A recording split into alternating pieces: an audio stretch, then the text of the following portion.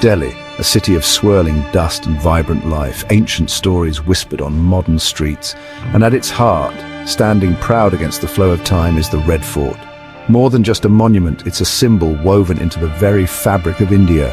Its towering red sandstone walls have witnessed empires rise and fall, heard the pronouncements of emperors, and echoed with the hopes and dreams of a nation.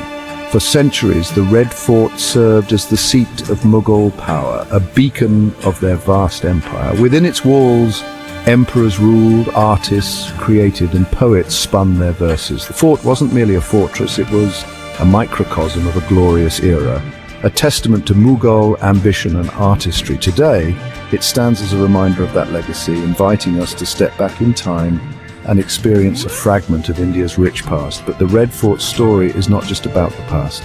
It's a living, breathing testament to India's enduring spirit. Each year, on India's Independence Day, the Prime Minister raises the national flag here, the saffron, white and green, fluttering proudly against the red sandstone. It's a moment charged with emotion, a powerful symbol of India's journey from colony to independent nation. The Red Fort, once the seat of emperors, is now a symbol of democracy and the enduring spirit of India. The story of the Red Fort begins in Agra, with a grieving emperor and a promise whispered on the banks of the Yamuna. Shah Jahan, heartbroken by Mumtaz Mahal's death, vowed to build a monument in her memory. That monument was the Taj Mahal, a poem in marble. Shah Jahan yearned to build a new capital, reflecting his reign's glory. In 1638, he laid the foundation of Shah Jahanabad. At its heart stood the Red Fort, a complex of palaces and gardens. Thousands of laborers toiled for 10 years to realize Shah Jahan's vision. Red sandstone from the Aravalli Hills was chosen for its hue and durability. The result was a masterpiece of Mughal architecture. The Red Fort was a carefully planned city within a city. Within its walls lay the emperor's quarters, halls of government, bazaars, gardens, and a canal. Imagine stepping back in time, crossing the threshold of the Lahore Gate, the Red Fort's grand entrance. As you leave behind the cacophony of old Delhi, a sense of hushed reverence descends. Above you rise the massive sandstone walls, their reddish hue deepening as the sun climbs higher. The air hums with the echoes of history, whispering tales of emperors and their entourages, of grand processions and lavish celebrations. Pass under the arched gateway, and you enter the Chata Chowk, a bustling bazaar that once catered to the needs of the Mughal court. Here, merchants displayed silks from China, spices from the Malabar coast, and jewels from Golconda, their colourful wares tempting the nobles and courtiers who thronged the market. Although the shops have transformed, the spirit of trade remains, with vendors selling souvenirs, handicrafts, and street food to eager tourists. Continue your journey, and you'll find yourself in a series of courtyards, each with its unique character and purpose. The Diwan-e-Am, the hall of public audience, is where the emperor would receive his subjects, dispensing justice and listening to their petitions. The Diwan-e-Khas, the hall of private audience, was reserved for intimate gatherings and diplomatic meetings with foreign dignitaries. The Diwan-e-Am, a masterpiece of Mughal architecture, stands as a testament to the grandeur and accessibility of Mughal rule.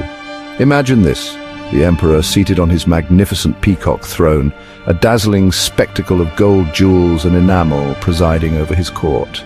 Before him, stretching out in a vast courtyard, stand his subjects, from humble peasants to wealthy merchants, all seeking his justice or favor.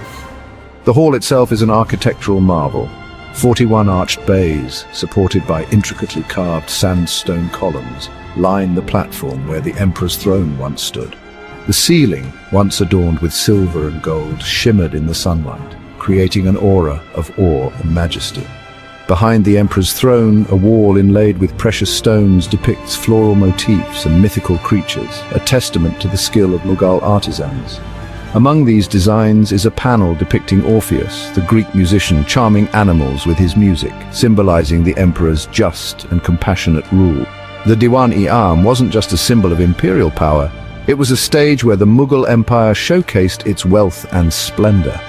Here, ambassadors from distant lands, awed by the magnificence of the court, would present their gifts to the emperor, further cementing the Mughal Empire's position as a global power.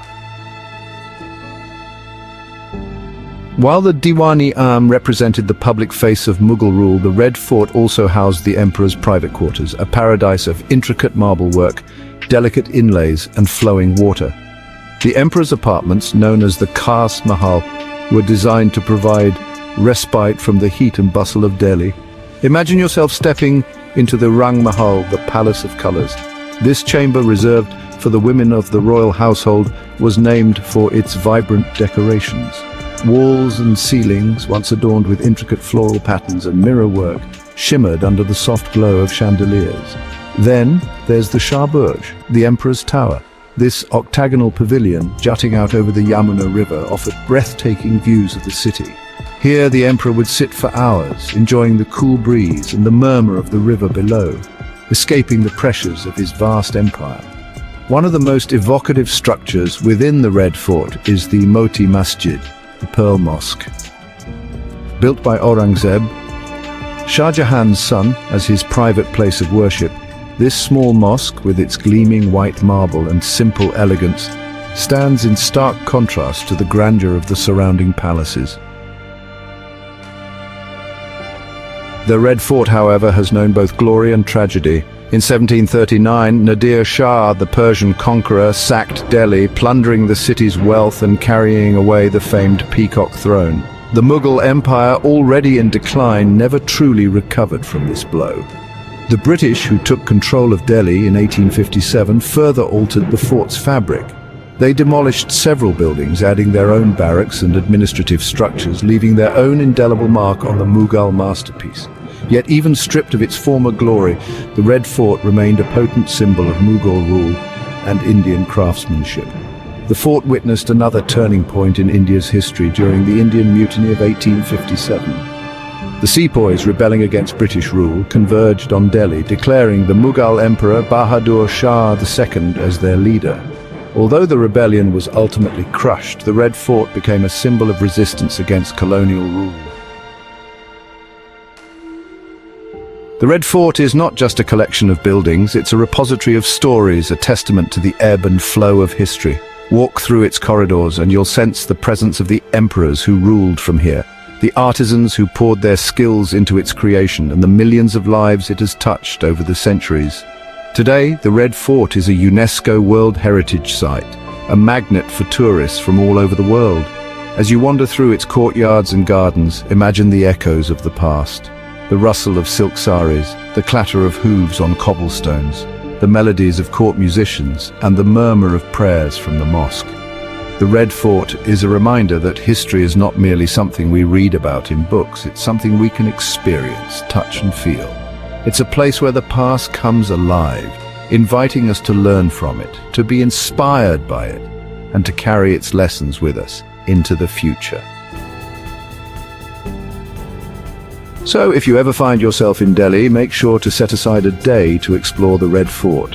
Allow yourself to be transported back in time, to wander through its majestic gates, to marvel at its architectural splendor, and to listen to the stories whispered by its ancient walls. Imagine yourself standing in the Diwan-e-Am, picturing the emperor holding court or strolling through the gardens where fountains once played and peacocks strutted.